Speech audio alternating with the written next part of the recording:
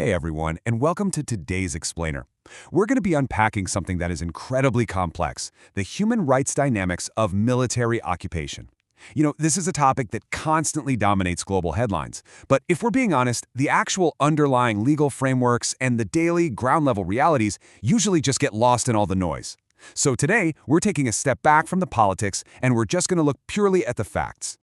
But before we even touch the legal stuff, it's absolutely crucial to ask some foundational human questions. Because at the end of the day, an occupation isn't just about lines on a map.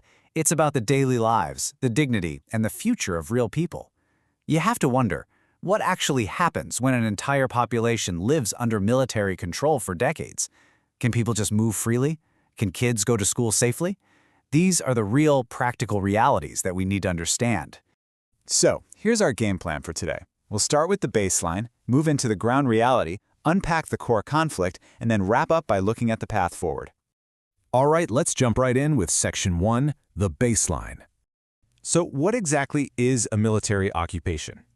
Basically, it happens when the armed forces of one state exercise effective control over territory belonging to another state. But here's the kicker. They do this without gaining legal sovereignty. The core principle here is actually pretty simple, but incredibly profound. The occupying power might control the territory for the time being, but they absolutely do not own it.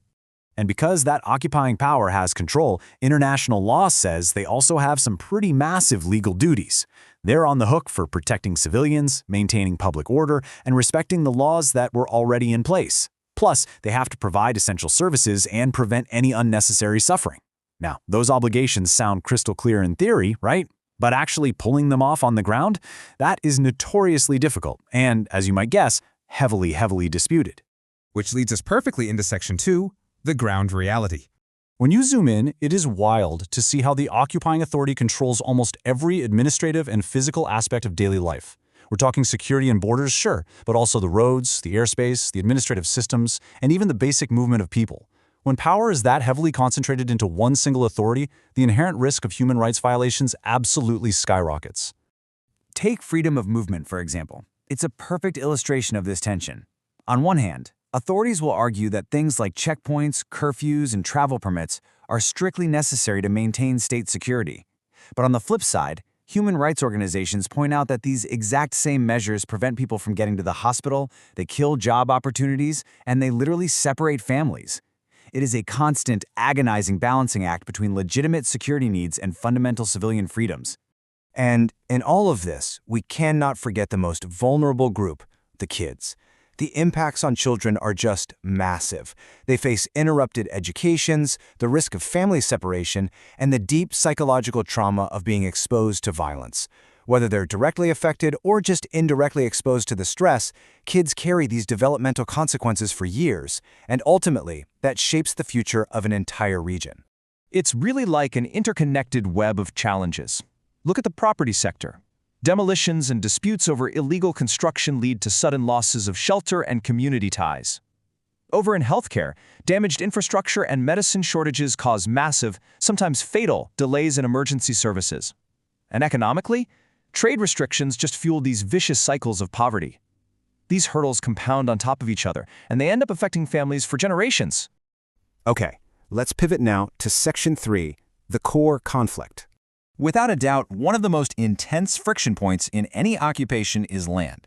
When it comes to settlements, supporters often cite historical, legal, religious, or security-based justifications for civilian expansion. Meanwhile, critics argue that this civilian expansion completely changes the demographic reality on the ground and severely complicates any future peace negotiations. Because these claims are so deeply at odds, civilian settlement expansion remains one of the most fiercely debated topics in international politics today. We see a very similar clash when we talk about detention. Governments typically prioritize the prevention of violence, emphasizing that they need to detain individuals to protect public safety. Rights advocates, however, wave a massive red flag about prolonged holds, emphasizing the absolute vital importance of fair trials, access to lawyers, and proper judicial oversight. It's an undeniable clash between immediate security and the preservation of due process. Then there's the whole issue of the flow of information. Tensions around freedom of expression usually manifest as restrictions on public demonstrations, limited media access, and quite often censorship of online speech.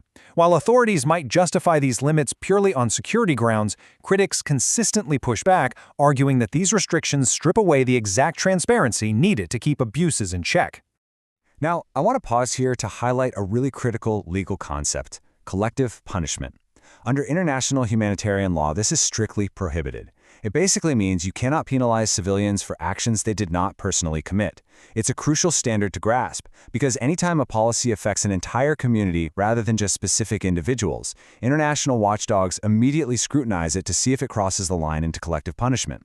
So it all really boils down to this grand debate. Governments are laser-focused on security, counterterrorism, and self-defense. Human rights organizations are laser-focused on civilian protection and upholding international legal obligations. When you lay them out side by side like this, it becomes incredibly clear why international debates over military occupations are so deeply divided and just so incredibly difficult to resolve. Which brings us to our final part today, Section 4, the path forward. So when human rights violations inevitably do occur, how are they actually handled? Well, there are several mechanisms out there designed to investigate them. You've got domestic courts, military investigations, independent commissions, and even international courts. But honestly, actually utilizing these systems is a deeply complex web.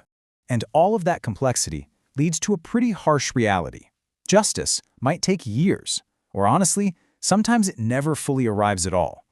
The sobering truth is that even with all those established mechanisms we just talked about, the path to accountability is painfully slow, highly contested politically, and insanely difficult to enforce. It demands an immense amount of persistence from the international community.